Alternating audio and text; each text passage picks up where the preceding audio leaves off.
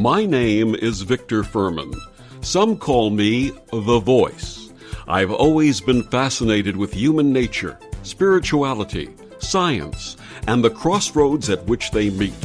Join me now and we will explore these topics and so much more with fascinating guests, authors, and experts who will guide us to Destination Unlimited. I was born in 1953. For as far back as I can remember, I had a feeling of being different. I had a deep and abiding sense that when I looked up at the night sky, I was looking in the direction of my true home. In 1959, while in first grade, my wonderful teacher gave me first access to a just published book for children entitled You Will Go to the Moon. When I told her that the book should not be shared with other students and refused to return it, she arranged a meeting with my mother and the school principal. When he asked me my reason for thinking the book should not be read by other students, I emphatically replied, "Because it's wrong." He asked how I knew this, and I replied, "Because I've been there." Needless to say, the resultant counseling and testing established that I was mentally and emotionally stable, and my flight of fancy was chalked off to an overactive imagination. Or was it? Was I somehow connecting to memories of a previous existence? Had my essence, my soul, originated elsewhere and arrived here for a visit? Does my incarnation on earth have purpose, and how many others have had similar experiences? My guest this week on Destination Unlimited, Dr. Linda Backman, says that through the process of soul regression, we can have a deeper understanding of our soul's purpose, and yes, its origin both earth-based and interplanetary. Dr. Linda Backman, psychologist and regression therapist, has been in private practice for 40 years. She guides individuals in soul regression hypnotherapy to access their past and between lives. In this way, she assists people to more fully recognize who they are as a soul throughout repetitive lifetimes and during the time we are not incarnate, as well as discovering their soul intention for this life. Linda's focus includes guiding regression and soul mentoring clients, as well as speaking, writing, presenting, and training others in soul regression hypnotherapy. She teaches, conducts workshops in the United States and abroad, and maintains an active regression practice. She's deeply focused on an evolving universal understanding and awareness of the path of soul development that leads to the acceptance of oneness and unity of all people and cultures of the world. In 1997, Dr. Backman and her husband, Dr. Earl Backman, established the Ravenheart Center in Boulder, Colorado, dedicated to guiding individuals to discover their soul path. She's the author of Bringing Your Soul to Light, The Evolving Soul, and 2018's Souls on Earth. Her website is ravenheartcenter.com, and she joins me this week to discuss all of this and more. Please join me in welcoming to Destination Unlimited, Dr. Linda Backman. Good evening, Linda. Good evening, Victor. It's great to be with you. And it's great to have you, and I hope I haven't scared you away already. You have absolutely not scared me away. Wonderful. So let's get started with your story and background. How did your personal path evolve? Well, the story, and I'll do my very best to make it short, is that in the spring of 1993, as I always tell the story, I was minding my own business as a psychologist in general, and I'll add conventional private practice. If you'd asked me back then, Victor, if I believed in reincarnation, I would have just simply said, I don't know. I don't know if I do or if I don't. But again, long story short, in the spring of 93, my original psychologist colleague, who was a man about 14 years younger than I, he was in his early 30s, I was in my middle 40s. In 1993, he died from a type of lung cancer, which today I would say passed on, transitioned. Back then I would have said died. The cancer took his life. And literally within a day or two of his passing, I began to have experiences that back then I felt they were real, but I had no idea how they worked and what to do about it. Basically, what happened was I could sense his energy all around me. It felt benevolent and caring, but nonetheless, it felt strange to be having that experience. I sensed him communicating with me through my intuition. And along with that, I began to see at times in my mind's eye scenes of past lives. And I had this strong sense that he was someone in those past lives. So I thought, really and truly, I think it's fair to say I thought WTF. Mm-hmm. And when I did, then I decided I'd already been married about 25 years to my lovely husband, to whom I'm still married. I asked my husband to sit down. As you qualified, both of us have a fair amount of education. Not that makes us any smarter than anyone else, but we sort of thought we were grounded. My husband was an academic, and so I asked Earl to sit down. I said, honey, I have to tell you what's going on. He knew my colleague well. They were golfing friends. And my husband and I had never, ever talked about reincarnation. I don't know why. But I asked him to sit down. I told him what I was experiencing. And I honestly thought, Victor, he'd look back at me with, sort of cross-eyed, like, what? But he didn't, quite honestly. He looked back at me and he said, okay. And I said, okay, you think this is something I should pay attention to? And he said, well, here's the reason I'm saying okay. He said, I must have repressed what happened to me as a child. I said, what do you mean? He said, well, only now do I recall that when I was about 10, in my own kind of private time outdoors as a boy, I at times focused on the clouds and the sky, and I had conscious and specific memories of my past lives, he said. So I said, well, what did you do with that? He said, well, I never told anyone because I thought back in the middle 50s, who would believe me? And my husband said, I just completely forgot about it and tucked it away. But he said, no, I don't think you're crazy. So what do you want to do with this? He said to me. And... Well, okay. I was trying not to just babble on and on. No, and I on. want your story, please, because I think it's important for others to hear it.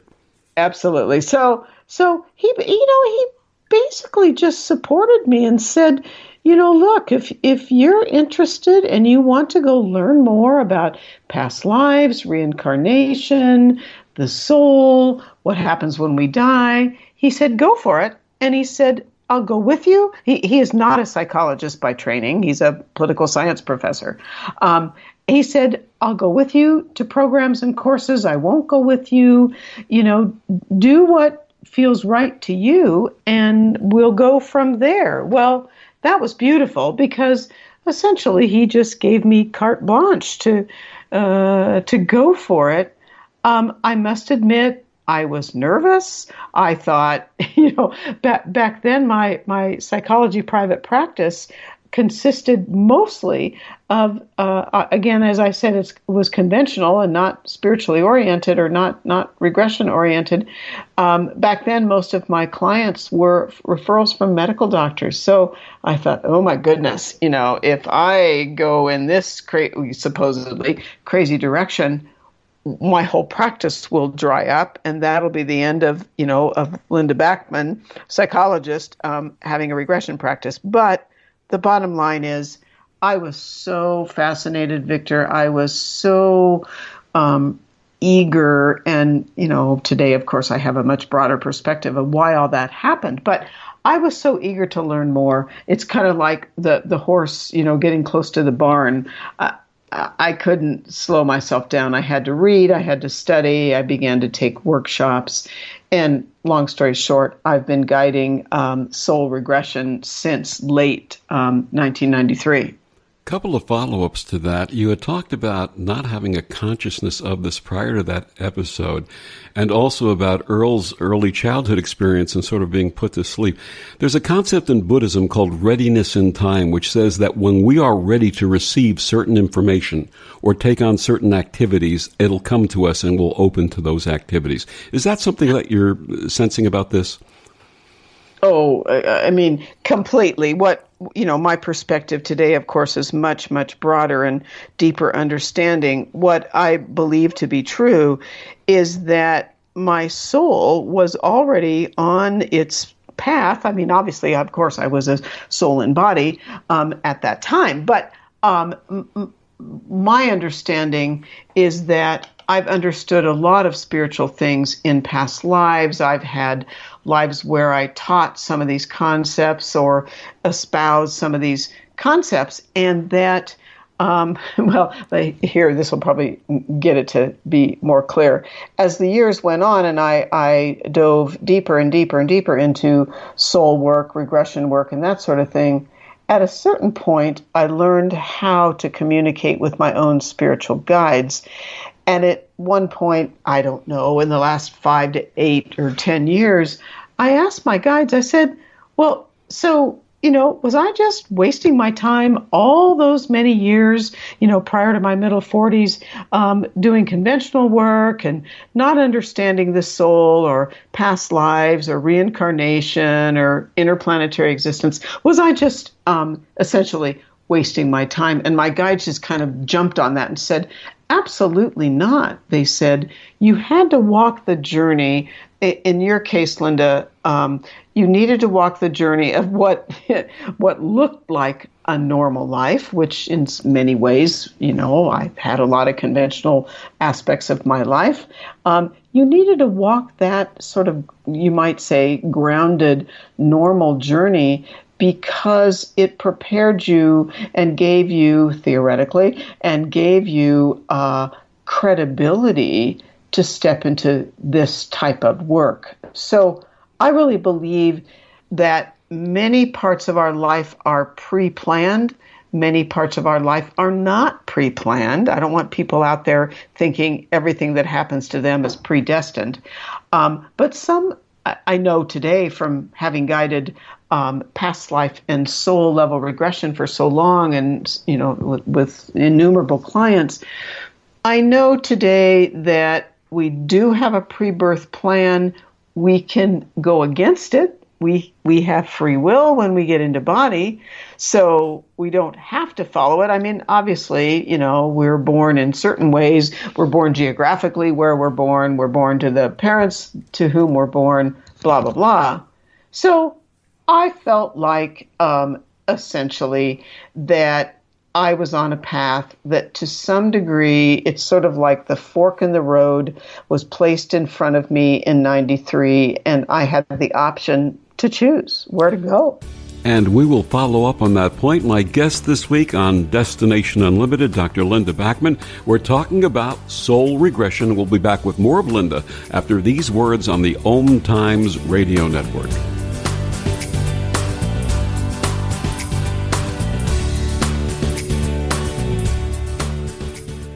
OMTimes Magazine is one of the leading online content providers of positivity, wellness, and personal empowerment. A philanthropic organization, their net proceeds are funneled to support worldwide charity initiatives via Humanity Healing International. Through their commitment to creating community and providing conscious content, they aspire to uplift humanity on a global scale. OMTimes, co-creating a more conscious lifestyle.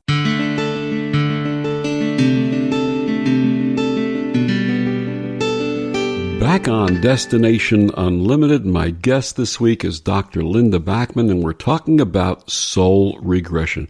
Linda, before the break, we were talking about your path, and I just have one follow-up question. Obviously, based on what you described between yourself and Earl, you guys are absolutely 100% soulmates. Am I right?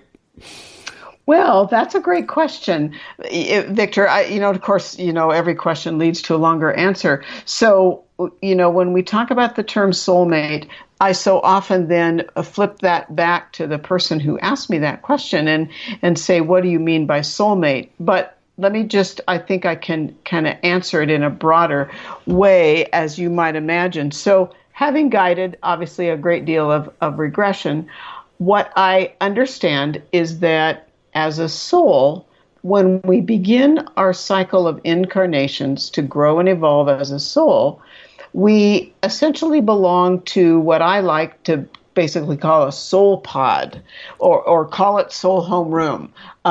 So each of us belongs to a small group of souls with whom we incarnate the most often. That group is usually in the range of maybe 8 to 15 souls.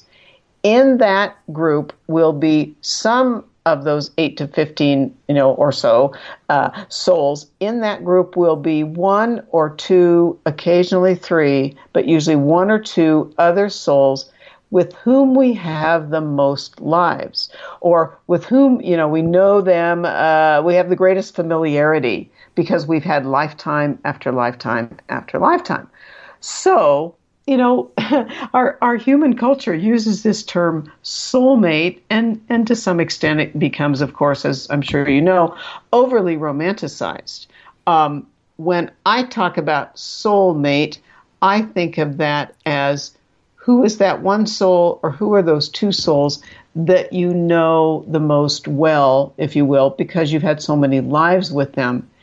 It is the case for me. It's not all that common, but it is the case that I am married to one of the 2 or 3 souls that I've had, shared the most lives with. And that is the case. It doesn't happen all that often. And I want to be sure to say to the listeners, just because you marry or have a primary romantic involvement with that, that soul that you've shared so many lives with, in some cases, you agree to really push hard on each other's learning. So you agree to, at times, push each other's buttons to hopefully encourage each other's ongoing soul evolution. And then I'll just finally say, that said, Earl and I are very fortunate. We have a really solid partnership and see the world the same way. For years and years, Earl had his own job and I had my own job. We now work together with the Raven Heart Center, and he is the basically COO, if you will, of the Raven Heart Center, and I do the direct client work and teaching and writing. But yes, we are, if you want to use that term, soulmates. We happen to be soulmates. I'll add one more quick thing. We know we've had many, many, many lives together. In many cases, either romantic involvement did not work out, or we were mother and child, siblings. We've had many different types of connections in past lives. In my experience, the word that you used, partnership, is what I'm talking about. And the ones that you come back with more often than not are the ones, in my personal experience, that you have the deepest relationships with in partnership. And also, as you said, pushing buttons. The greatest lessons are learned in partnership with that other person. And that's been my personal experience. I so agree. And I'll add a piece to that, because my focus with clients is how are you evolving? What are you working on in life today that's tied to your own soul's evolution as well as the evolution of humanity? And so in some cases, you agree not to get along and for things not to work so easily, because that's how we grow and evolve. So, we have all kinds of relationships. The other soul, I actually know 2 other souls that I believe I've had the greatest number of lives with. One is Earl's and my oldest child, our son. But the third one, maybe slightly fewer lives, is that psychologist colleague of mine with whom I've had many, many lives. And that's partly why he was the catalyst for me shifting into this different type of work. Absolutely. And what I share with couples and individuals when I counsel, I said, before you go looking for that soulmate to fall in love with the soul that's within yourself. Fall in love with your own soul. And once Absolutely. you do that, you'll be ready for whatever relationship you're meant to have in this lifetime. Yes. Yes. So let me ask you the $1,000,000 question. What is soul regression? Okay. Good question. So soul regression is, people think of regression and they know that regression basically utilizes hypnosis. So then let me just say a couple things about hypnosis. A lot of people misunderstand hypnosis. They've seen some, theatrical kind of hypnotic, somebody on stage, making someone do something embarrassing or silly or crazy. That is not the kind of hypnosis that we're talking about. So essentially, if people just think about every day of their life, we all go into relaxation because we all end up gradually relaxing before we go to sleep. As we relax, if you're hooked up to EEG equipment, as you relax, the cycles per second of your brain slow down. And I certainly don't use EEG equipment with my clients, but we know scientifically that if someone guides you into relaxation, a la hypnosis, it means the CPS of your brain, the energy of your brain, the frequency slows down, and you become more intuitively open. It's basically that the right hemisphere of your brain, the intuitive, spiritual, creative, emotion-based aspects of your brain become more alive and open. And so I guide the client to relax. Then, if I'm guiding a past life regression, I guide the client to discover themselves. The client really, you almost might say, channels their own past lives. The client discovers the significant details of a past life, and the past life always has elements that relate to life today that help the client deal with relationships, physical issues, emotional issues. It's the client's guides that basically choose the past life that comes forward. And it's meant to help the client understand something in life today, move forward in life today, in order to grow and evolve as a soul.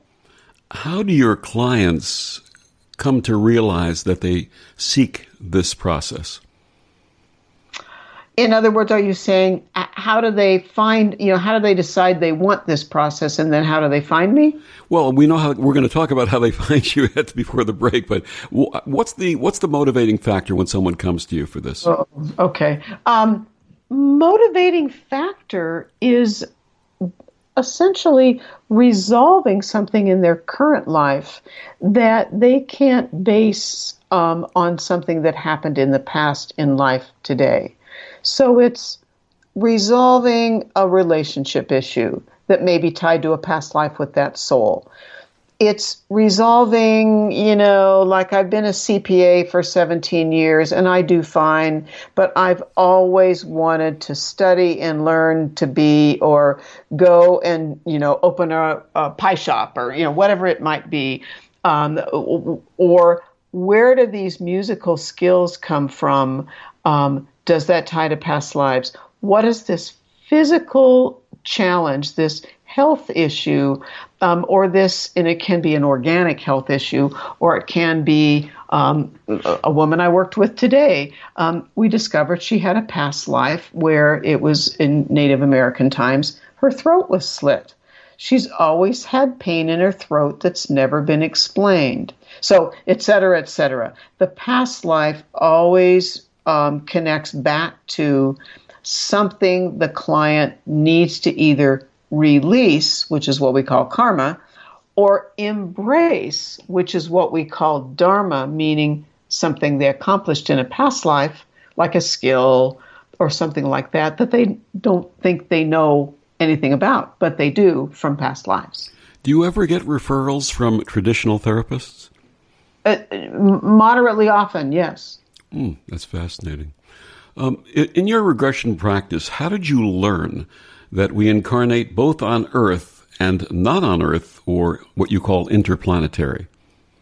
Well, easy way to answer that is that my guides basically are my my guides. My guides are my teachers. We can probably get to that a bit later. My clients are my teachers, meaning I started regressing client after client after client, and suddenly about 14 or so years ago, in my 25 or so years of guiding clients, I started having repetitive clients accessing past lives not on Earth. And clearly, then when I talked to my guides, they said, yes, Linda, we want you to gain this awareness of for what reason and purpose do we have past lives that I call interplanetary, and how is that meant to help us in life today? So it's my clients that teach me basically week in and week out. That's wonderful. My guest this week on Destination Unlimited, Dr. Linda Backman. We're talking about soul regression and lives based on Earth and souls based on, interplanetary souls. Linda, please tell our listeners where they can find out more about your work, get your books, and find out about the Raven Heart Center. Easiest way is to find me on my website, Raven like the bird, heart like the heart in our chest, center, the American spelling, CENTER, ravenheartcenter.com. And what do they find on your website? Oh, my goodness. Interesting. Information about training programs in soul regression, information about regression sessions, both past life, and I know we'll get into it. We'll talk about between lives regression. My travel schedule. I work from home in Colorado about half the time, and I travel around the U.S. and outside the U.S. The other half of the time. Linda, thank you for that. We'll be back with more of Dr. Linda Backman and soul regression after these words on the OMTimes radio network.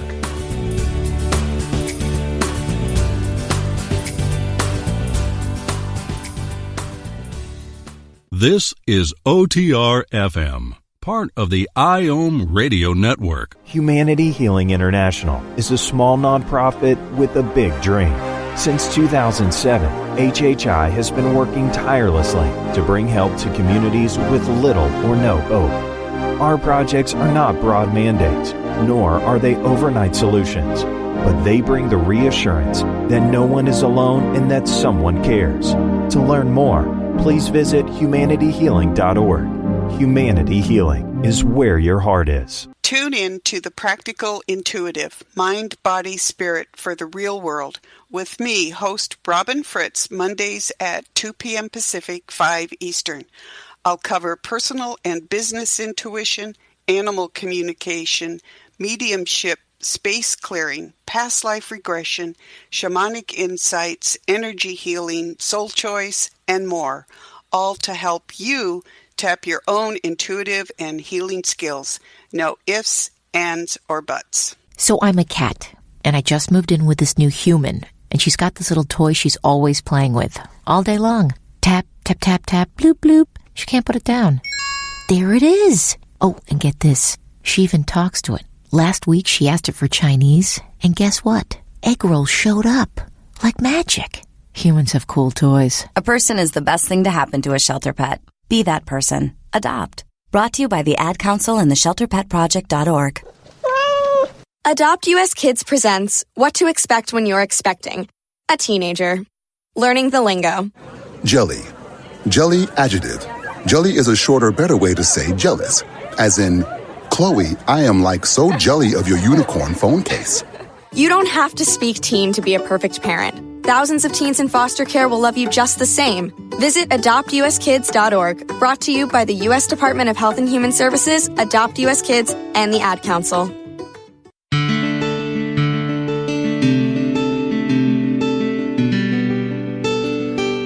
Back on Destination Unlimited, my guest this week, Dr. Linda Backman. We're talking about soul regression. Linda, just before the break, you mentioned your website, ravenheartcenter.com. What are some of the venues and events that will be coming up for you this coming fall? Okay, great. Yes, it will be fall before we know it, that's for sure. in September, I am in Charlotte, North Carolina, giving 2 programs, one to an IANDS chapter, that's the Near-Death Experience national organization, and giving a presentation at, I believe it's a Unity Church, guiding private regressions as well, as I always do when I travel. And then I'm in New York, in Manhattan, right after that. So third week of September, Charlotte, North Carolina first, then New York City and Manhattan. In October, I'm teaching as a part of a faculty, you might say, on a cruise leaving out of San Diego. It's an interplanetary soul UFO cruise with many of us with knowledge of interplanetary existence. And I think that will be a fun and very much a deepening experience. And people can find out additional details by going to your website, ravenheartcenter.com. Correct. Wonderful. So let's talk a little bit about the information that you've gleaned from working with clients and your guide. Where did the souls come from that originally incarnated on this earth, and why? Oh, I love that. Well, my understanding, and again, as people are listening, I simply share what I've learned from repetitive clients. So my understanding is that when Earth was formed and it cooled to the point it could sustain life, and of course, first Earth had like single-celled aquatic life and plant life, and then we reached the point we had Homo sapien life. At that point, let me back up just an extra step. Earth, of course, has spiritual guides, highly evolved souls that work from the spiritual realm to guide souls on Earth. So spiritual guides decided that souls would come to Earth in Homo sapien bodies, and of course those Homo sapiens over time would physiologically evolve. Those original souls came from somewhere else in the universe. I would call them interplanetary souls, simply meaning that those were souls coming to attempt to do what they could on Earth to evolve the culture of humanity. And these guides had intentions. These guides had intentions for our, you might say, for our Earth to ultimately reach a point of, this terminology came up in a client session yesterday, so it's a beautiful way to put it. The goal was to have yin and yang in balance and have that as the way humanity operated. We've obviously not achieved that as yet. I still remain hopeful. But souls came from other places in the celestial realm to incarnate on Earth in the beginning. Now, are there also Earth-based souls that started on Earth? The answer is no. Based on my understanding, no. So let me define it. I use in my work and in my book the term an Earth-based soul. An Earth-based soul essentially means a soul that came to the Earth, relatively speaking, in the beginning of incarnation of souls on Earth in, upright biped bodies. And an Earth-based soul is a soul that continued to evolve lifetime to lifetime on Earth in an Earth body. That's an Earth-based soul. And how does that differ from an interplanetary soul? So, as Earth attempted to progress, the guides of Earth realized at times and continuing until now, but the guides of Earth realized that at times they needed to, you might even say, infuse or try to kickstart Earth's evolution. So souls that come from somewhere else in the universe, that those souls that come from cultures that are already advanced. There are cultures in the celestial realm that you might say operate with yin and yang in balance. They operate with healthy relationships, healthy nutrition, healthy communication, et cetera, et cetera. Those souls have been infused periodically, incarnating on Earth to try to push us forward. We're in a time period right now on Earth where there are more and more interplanetary, or I call them IP souls that don't usually incarnate on Earth.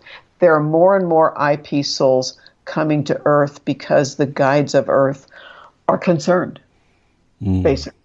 Yeah. Absolutely. We hear the term old souls and then young souls. Do you find that in your work? Are there actually old souls and young souls? Yes. And the bottom line, it's like school. So I want people, as they listen, to sort of try to throw ego out the window, if they will. We were all young souls at one point in time. We were all young souls. Most of us that are into spiritual kinds of things are not young souls, but we all began incarnation almost like a fledgling, almost like that little baby bird that's learning how to fly. That's a young soul, a soul that's really going to kindergarten or first grade, if you will, in terms of level of wisdom and balance and perspective and that sort of thing. So, but by and large, I mean, in my client, in my client base, the people that come to me, I don't work, honestly, with young souls, because young souls are just managing day to day. They're not interested. They're not spiritually focused because they've not, think about sort of Maslow's, hierarchy or Maslow's pyramid. They're more at that basic lower level of just functioning day by day in everyday life, as opposed to more evolved souls, where we're looking for a higher order, a more effective way of interrelating with each other, more effective ways of eating, of exercising, of having better care of our planet, more egalitarian politics, blah, blah, blah, blah, blah. So, yes, there are young souls and there are more evolved souls. So we have our solar system consisting of the planets that we're aware of. We have our galaxy consisting of the stars and other solar systems within the galaxy. We have the universe. Where did the IP souls originate? Yeah, that's a great question. And, often people want to nail down, like, well, so do these souls come from the Pleiades? Do they come from Sirius? Do they come from Orion's belt? The truth is, yes, they do come from these locales, if you will, these settings in the celestial realm that we know about. But IP souls come from many different places, where the name of that location, that star system, or even that interdimensional space doesn't have a name or doesn't have familiarity to us. So I don't want to kind of burst anybody's bubble. There are Pleiadian souls. There are Arcturian souls. There are, just to expand that just a little bit, there are, some of your listeners may know, there are, you almost might call them species of interplanetary souls. And I'm talking about now benevolent souls. I'm not talking about nefarious energy. There are a group called the Greys. There are souls that are referred to as mantis or mantid souls. Obviously, IPs don't necessarily look like us as humans.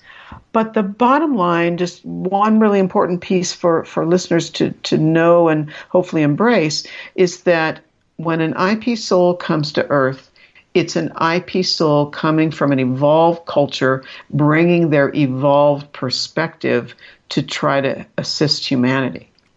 As I shared my personal story in the introduction, do IP souls often feel as if they are an alien on Earth and find the stars and heavens fascinating? Yes, in fact, when I sit with a client initially and I'm doing my interview before before I guide the regression itself, I just listen for clues in my head and I file them away. And I never say to a client, oh, well, since you're telling me that as a child you love to stare out at the night sky and you can even remember standing in your crib looking out the window, I zip it up. I say nothing. But yes, often if a client says, I've always felt alien, I've always loved the stars, I can't get enough of, the night sky, or where is this planet, where is this star system positioned right now, usually that turns out to be a client who discovers they're an interplanetary soul during the regression. Do IP souls have difficulty with Homo sapien bodies? IP souls have difficulty with a lot of aspects of human life, including the human body, the human digestion. They have trouble with human ways of interrelating. I often think that the autistic spectrum is a misnomer for a lot of IP souls. These are simply IP souls that don't talk in order to communicate. They communicate in other ways. My guest is Dr. Linda Backman. We're talking about this fabulous topic of soul regression and souls coming from places out in the universe. And we'll be back with more of Linda after these words on the OMTimes Radio Network.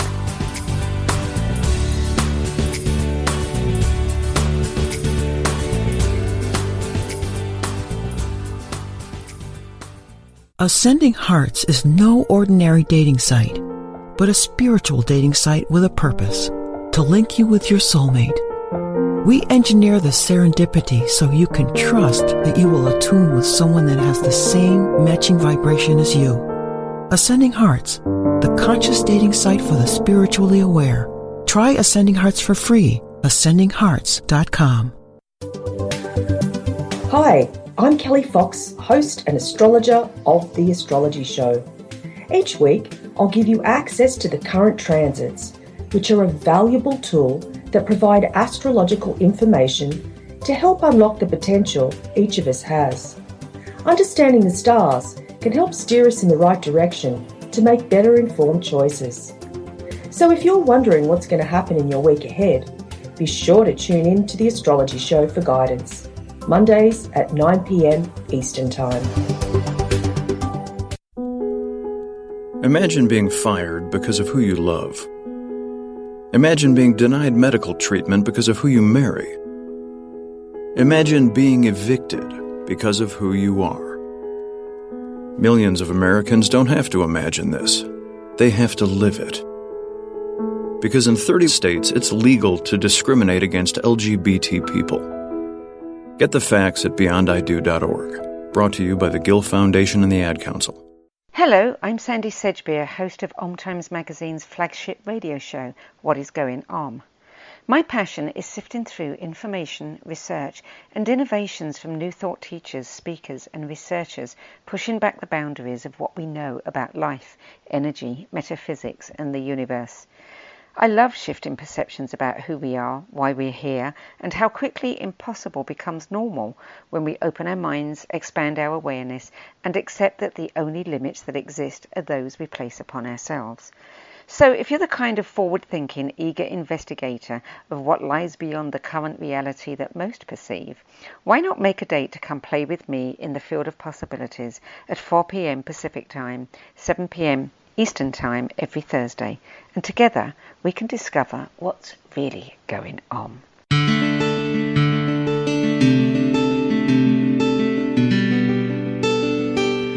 Back on Destination Unlimited, my guest this week, Dr. Linda Backman, and we are having a fabulous conversation about the soul and where it comes from and why we're here and where we're going.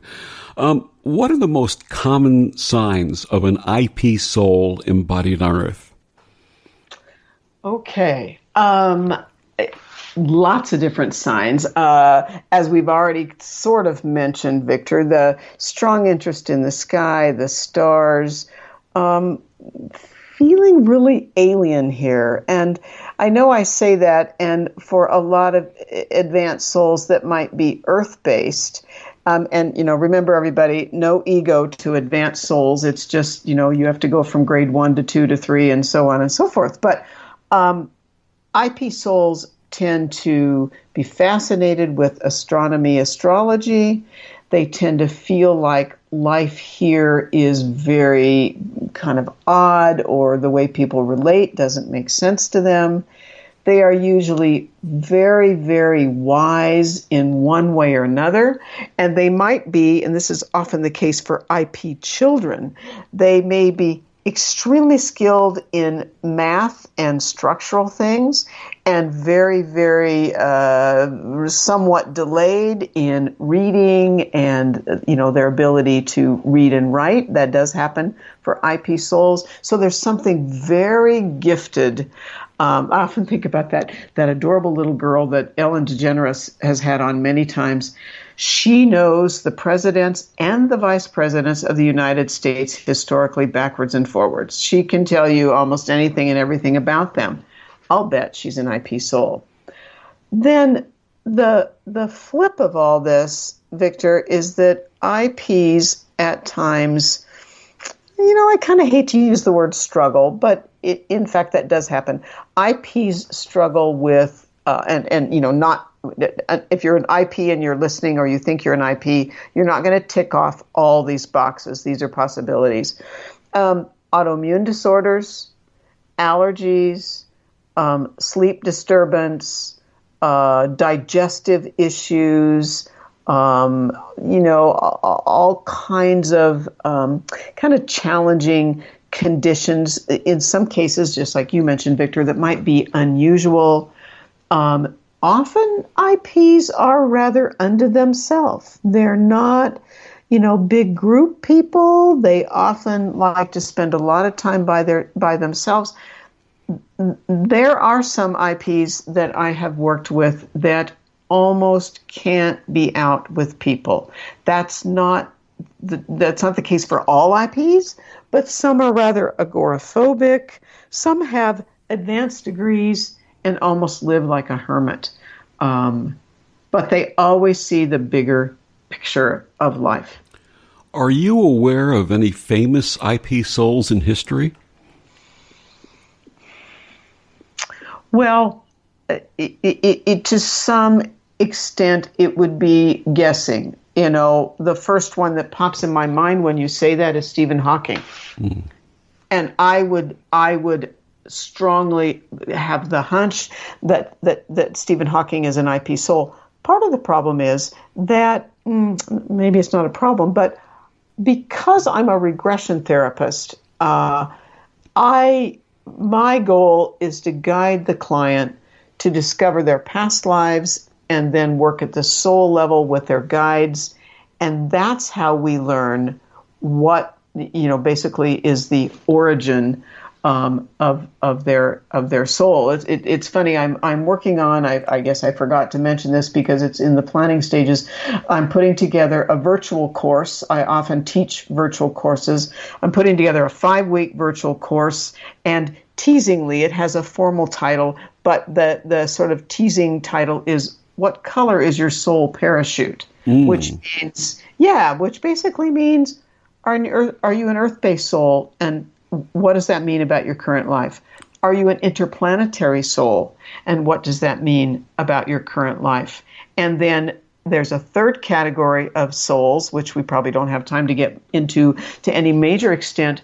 There are souls in body on earth that come from the angelic realm. And that is a different, you might say, frequency where those souls come from. So when I'm teaching this course, that'll be 5 weeks starting in late September, it's virtual. It is kind of, what color is your soul parachute? Why are you here, and what's your purpose? Does that explain why I have this constant itching underneath my shoulder blades and going down about a foot? Does that explain that?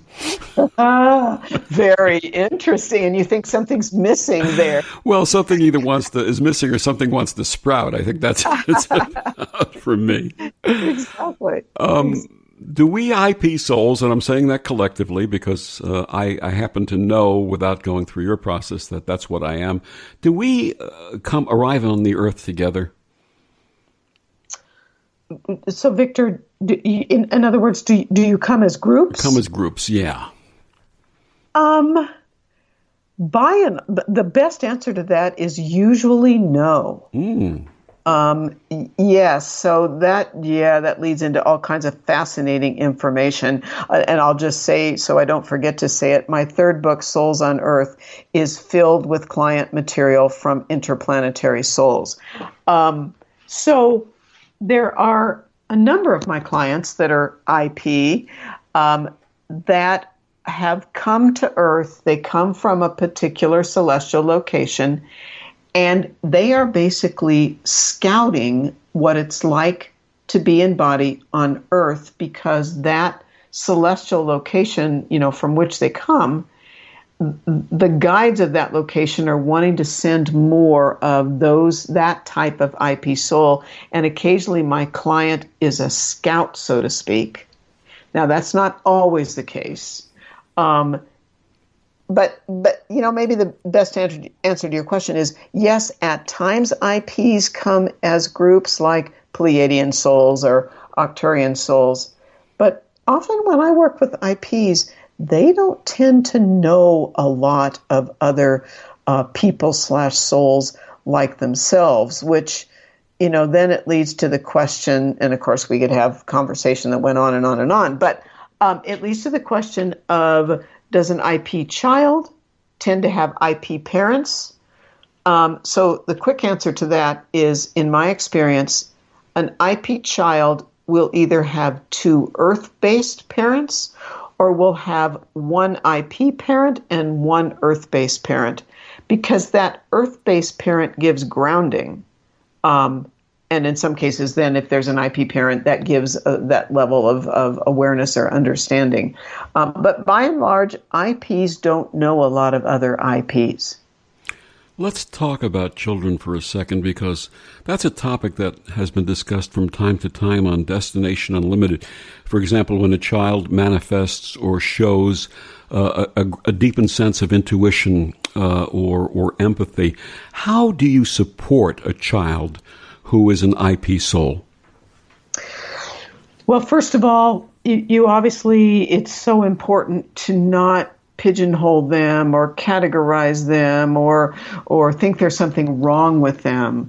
And that's the struggle, I think, with we humans is maybe not you, Victor, and not me necessarily, but we try to put people in boxes. And IPs absolutely cannot be put in boxes. So parents, Earl and I actually have one of our grandchildren is an IP soul. And we've supported our kids a fair amount, our child and spouse, in understanding there's not a thing wrong with your child. And so it's accepting these children, not denigrating them, not thinking they won't be successful in life. As I said, many of these children are diagnosed, not always, but many are diagnosed on the autistic spectrum. And I think we mislabel them. They're very, very wise. They just don't interrelate the way humans interrelate. So being accepting and open. And what about supporting a friend or family member who is an IP soul? Well, pretty much it's the same thing. It's not pigeonholing people or, wondering what is wrong with you. It's like, why do you have, significant allergies? Why can't you get that under control? Again, it's probably not a lot of your listeners or you or me, but as humans, we have these expectations of how people should be. It's being open, accepting, letting that person talk, helping them find resources that will support them, not putting down their crazy limited diet or their strange sleep habits and things like that, and accepting and, really looking for their gifts, looking for their wisdom, and supporting them in what they bring to the table and what they bring to the planet, because they're here with purpose. What are your feelings about how humanity can progress to a higher state of equality and caring for this wonderful Mother Earth we share? Well, I think, in my opinion, the two biggest issues on our planet are not caring sufficiently for this Earth that supports us, this Gaia that we live on. I think that's one. And the other is, balancing the needs of people on the planet. We have so many haves and have-nots. It's like, how do we balance that? How do we, again, stop categorizing people and, again, putting people in better, worse categories? Probably you don't do that necessarily, and maybe I don't do that, but I hazard to say we're probably not the norm on the planet. So, and maybe most of the listeners aren't the norm. So assisting others to not categorize. And the simple definition is called loving kindness. My guest this week on Destination Unlimited, Dr. Linda Backman. Linda, one more time, please tell our listeners so they can find out more about you and this amazing work. Great. So my website is ravenheartcenter.com. My calendar's there. I travel around the country. There are programs that are accessible through virtual means, and I use the Zoom platform. And people can contact me directly if they have questions. They can find a link to connect with me on my website. Linda, thank you so much for joining us and sharing this amazing work, and we're going to definitely have to have you on again. Thank you so much, Victor. It's been my great pleasure to be with you. And thank you for joining us on Destination Unlimited. I'm Victor, the Voice Furman. Have a wonderful week.